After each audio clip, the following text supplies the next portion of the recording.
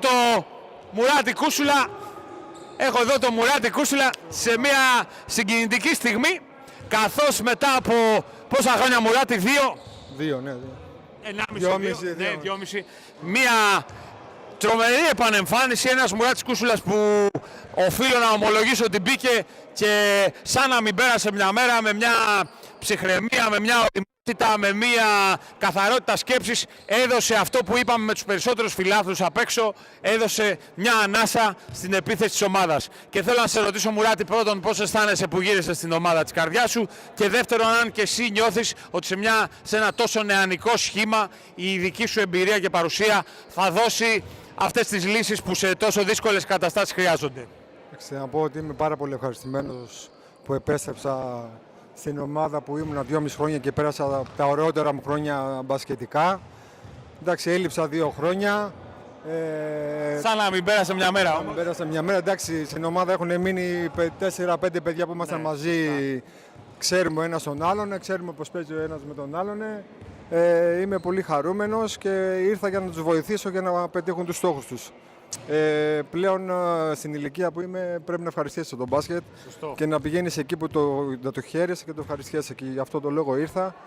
Ίσως μπορεί να είναι η τελευταία μου χρονιά σε εθνικό επίπεδο, γιατί περνάνε τα χρόνια όπως είπαμε, αλλά θέλω να το ζήσω και για τον Γιώργο πιο πολύ να ζήσει τα όνειρά του και να δει την ομάδα εκεί που πρέπει. Σήμερα πάντως χαίρομαι που το λες αυτό και αναφέρεις τον πρόεδρο, ο οποίος δεν θέλει να μιλάει, δεν θέλει να φαίνεται, αλλά ένας άνθρωπος ο οποίος έχει κάνει υπερβάσεις για αυτή την ομάδα και του πιστώνουμε τη δική σου επαναφορά. Θέλω να μου πεις πριν κλείσουμε, να σε αφήσω και σένα στην ησυχία σου, τι βλέπεις, αν μπορεί αυτό το νεανικό σχήμα να ανταγωνιστεί ένα δύσκολο πρωτάθλημα και να πλασαριστεί σε πιο υψηλές θέσεις βαθμολογίας, και αν γίνεται και με βάση τους τραυματισμούς που έχει η ομάδα, που είναι και αυτή σύνθετη, αν βλέπεις δηλαδή την μπάρα πάνω από τη μέση ή κάτω από τη μέση. Εντάξει, είναι ένα μικρό πρωτάθλημα.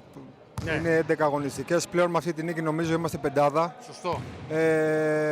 Είναι πολύ εύκολο να μπεις από. Είναι ρευστό. Είναι για μένα, έτσι όπως είναι η ομάδα, με μικρούς να πιέζουν, να κάνουν. Είναι εφικτό. Εντάξει, έχουμε τον Πέτρο που πλέον όταν τον είχαμε πριν 2 χρόνια ήταν και αυτός πιτσιρικάς, τώρα. Έχει λυθεί, έχει οριμάσει.